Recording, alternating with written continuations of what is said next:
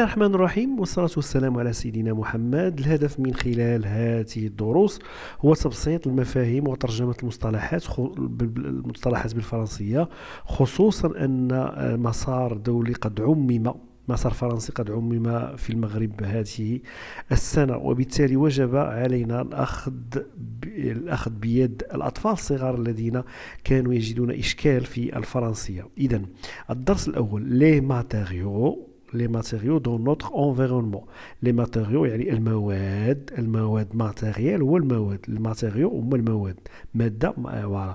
les matériaux dans notre environnement في البيئة ديالنا. notre هي ديالنا، environnement هي البيئة، عقل environnement ديال البيئة. يعني وقف الفيديو أخي ولدي الصغير، بنتي الصغيرة، وقم بالترجمة. ماتيريو هي المواد، environnement هي البيئة، وكتبهم وبقى تحفظهم، تيولي عندك ان شاء الله ان باجاج، وعندك ان شاء الله طريقه باش انك تفهم اي حاجه ان شاء الله بشويه. كاع في الاول كان عندنا اشكال وبقينا تنترجموا تنحفظوا حتى يسر الله. اذا لي تيب دي ماتيريو، قال لك سيدي لي تيب دي ماتيريو، يعني لي تيب هما انواع المواد. نقدروا نقولوا هنا انواع، لي تيب هما انواع والاصناف المواد الموجودة في الطبيعة. il existe يعني توجد 3 أنواع. exist هي توجد بقى نعاود 10 مرات. توجد هي exist، توجد 3 أنواع. لي ماتيريو ميتاليك، خاص نحفظهم. لي ماتيريو ميتاليك المواد المعدنية، لي ماتيريو أورغانيك المواد العضوية، ولي ماتيريو لي ماتيريو سيراميك. سيراميك يعني المواد السيراميك أو المواد الخزفية. لي ماتيريو مواد السيراميك أو مواد الخزف. فوالا. إذن يا إما شي حاجة معدنية ولا عضوية ولا سيراميك. نقول il existe 3 types: les matériaux métalliques, les matériaux organiques, les matériaux céramiques.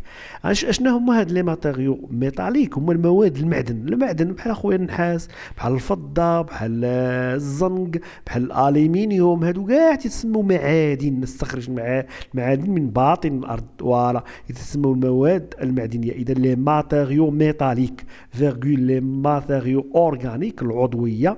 فوالا. وكاين لي ماتيريو سيراميك. اشنا هما؟ غيعطيك واحد السؤال، حنا الهدف ديالنا هو ملخص.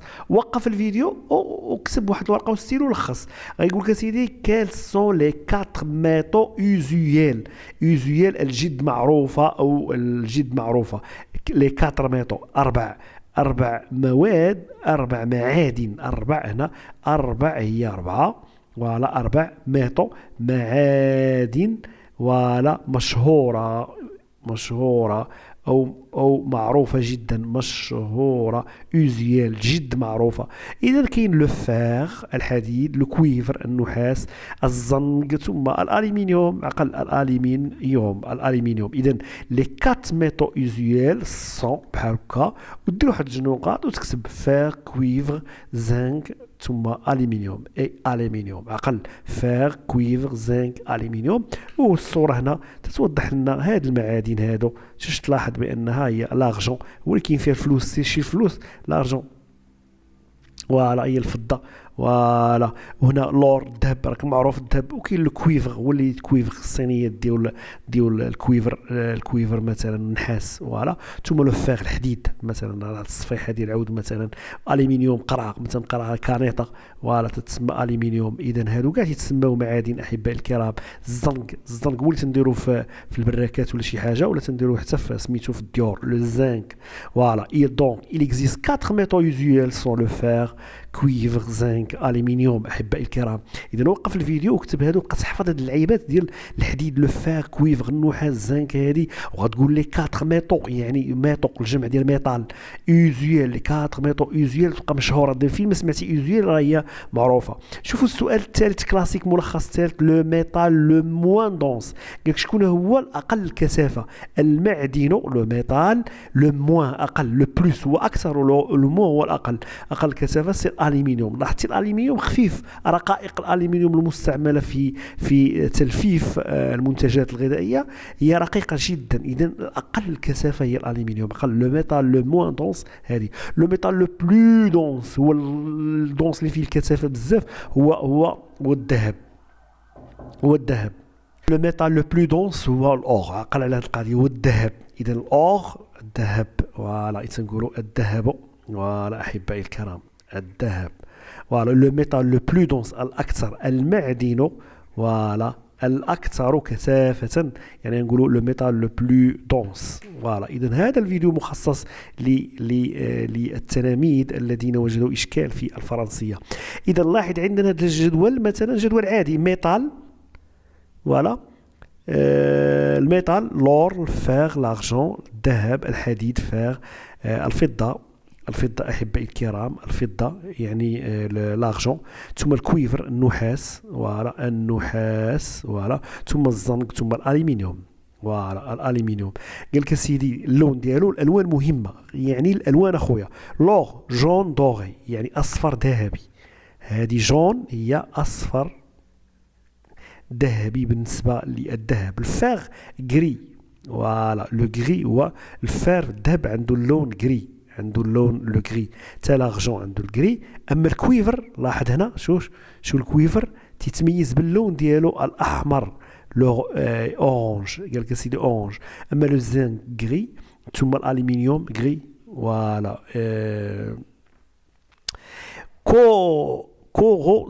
كوروزيون الصدى، كوروزيون واش يتصدى؟ شكون هو اللي ما تيتصداش جامي؟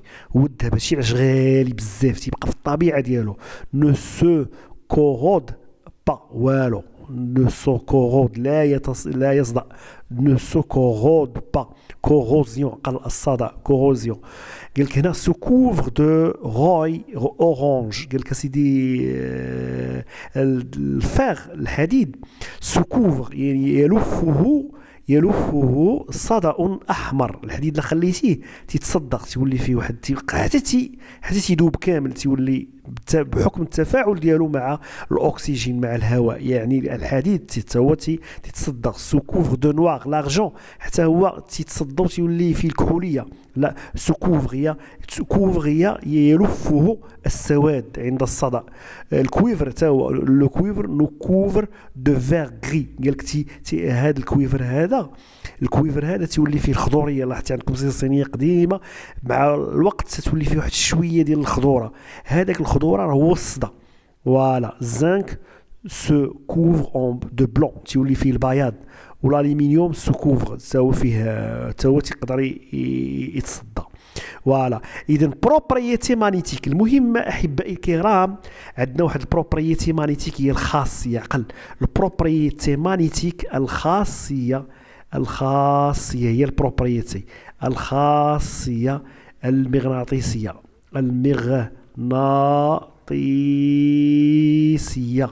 فوالا هذا المهم. اللي تنجذب حول المغناطيس هو الفاغ، اي اتيري باغ ان ايمون. النيمو هو المغناطيس، مون عقل اخويا، ايمون هو المغناطيس، يجر من طرف المغناطيس، ايمون هو الحديد، الاخرين لا.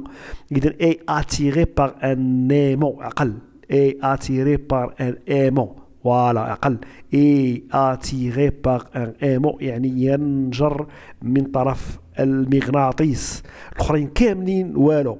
فوالا اذا باش نميز بانه لو فاغ نقرب ليه، تعطوني شي معدن، هات غيعطيني معدن ياك ونعرفوا نعرفوا واش الومنيوم واش زنك واش ذهب، نقرب ليه المغناطيس. الا نجاذب راه حديد، ما نجاذبش لا. سي إلي اتيري بار ان ايمون سي لو فاغ، سينون سي ان اوتر ميتال كو لو فاغ. سي إلي يعني سي هي اذا، سي إلي اتيري بار ان ايمون، قال لك سيدي الا نجاذب المغناطيس راه فاغ، سي لو فاغ اي انه الحديد. والاخرين يعني المميزه اللي زوينه بزاف في الكويفر هو ان اللون ديالو احمر، والمميزه ديال الحديد انه تنجر من طرف مغناطيس. il est attiré par un aimant, c'est le fer. la couleur c'est la couleur ديال الكويفر c'est orange اقل. اذا احبائي الكرام هاي الخاصيات لخصها مزيان. لو فير est attiré par un aimant، الحديد ينجذب ينجذب الى المغناطيس. لو فير est attiré par un aimant، حفظها مزيان لان غتعطيك في امتحان. لو كويفر اي روج، قال لك سيدي الكويفر اي روج، النحاس لونه احمر، النحاس لونه أحمر معروف. tous les métaux sont des conducteurs. جميع المعادن هي عبارة عن موصلات. كونديكتور موصل، يعني موصل للكهرباء، يعني إلى صايبنا منهم أسلاك راه يوصلوا لنا الكهرباء، غير تبقى واحد أحسن من واحد. tous les métaux sont des conducteurs. جميع المعادن، تو هي جميع، les métaux هي المعادن، sont des conducteurs يعني عبارة عن موصلات.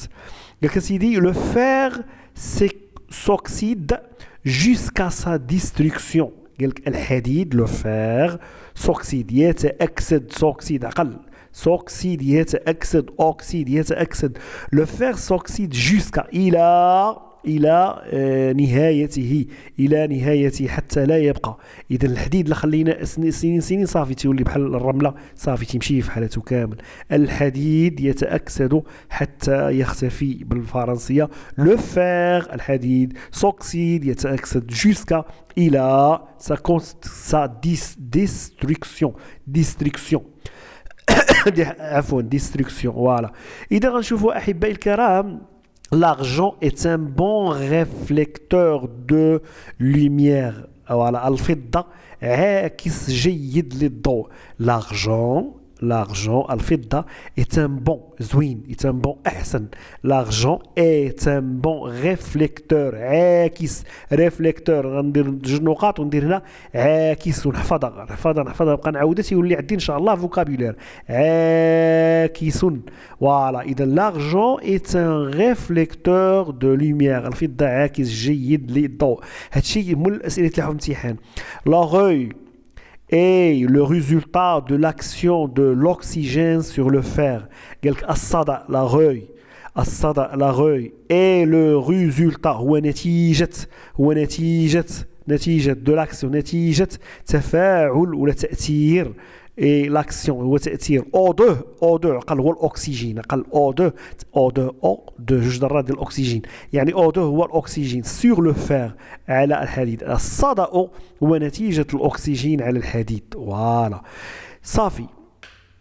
هنا غيكون عندنا ان شاء الله واحد المبيان. هاد المبيان خاص نحفظوه مزيان. قبل ما نشوف المبيان غنشوفوا بارك. إذا نقف هنا إلى هذا القدر، ثم نواصل في الفيديو المقبل. شكرا على انتباهكم، ويمكنكم أحبائي أن تقوموا بتوقيف الشاشة وأخذ امبرسيون إكران أو أخذ توقيف ونقل هذه الأشياء كملخصات لتستطيعوا إن شاء الله الإجابة في الامتحانات. إذا حياكم الله، وإلى اللقاء في الفيديو المقبل.